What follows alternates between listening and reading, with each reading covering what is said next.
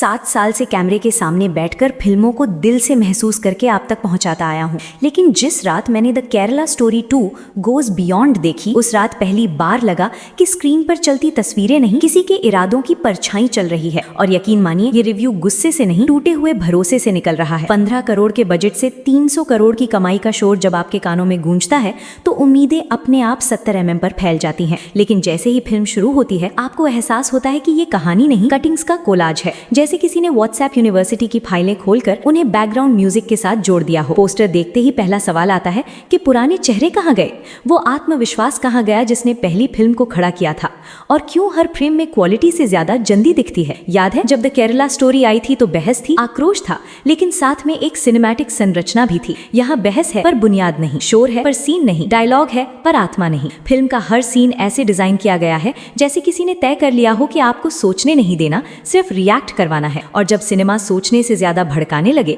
तो समझ जाओ कहानी नहीं, एजेंडा चल रहा है। एक लड़की डांस करती है और कैमरा उसे इंसान की तरह नहीं, उदाहरण की तरह ट्रीट करता है। दूसरा केस आता है जहां गलती की सजा इंसाफ नहीं, डर बनकर पेश की जाती है। तीसरे केस में पहचान का खेल इतना सतही है कि सवाल उठता है, रिसर्च कहाँ है?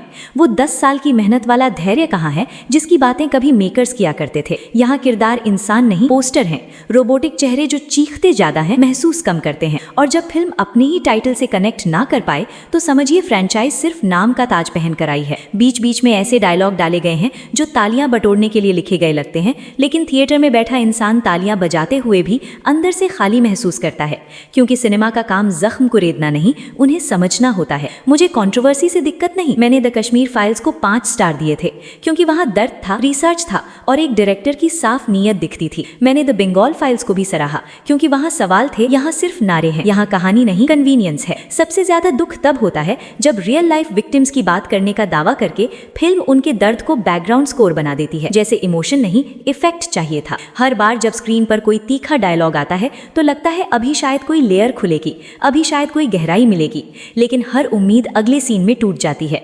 और क्लाइमैक्स तक पहुंचते पहुंचते आपको समझ आ जाता है कि ये थ्रिलर नहीं, ट्रिगर है। और हाँ, ये हिंदू बनाम मुस्लिम की बहस नहीं, ये इंसान बनाम मैकेनिकल नैरेटिव की लड़ाई है।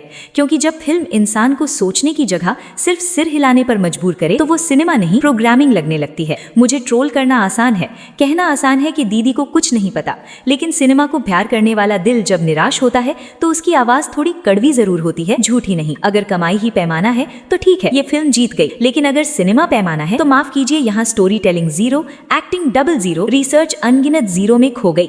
और जो मैसेज देना था उसका उल्टा असर हुआ। मैं थिएटर से उठा नहीं क्योंकि भागना मेरी आदत नहीं, लेकिन बाहर निकलते वक्त लगा जैसे स्क्रीन ने नहीं, इरादों ने मेरा समय लिया हो। और इसलिए आज साफ कह रहा हूं, अगर पैसा कमाना है तो सिनेमा बनाओ, डर और नफरत की एडिटिंग नहीं, क्योंकि ऑडियंस सब समझती है, बस देर से रिएक्ट करती है, और जब रिएक्ट करती है तो इतिहास लिख देती है। अब फैसला पब्लिक का है कि वो कहानी चुनेगी या सिर्फ शोर।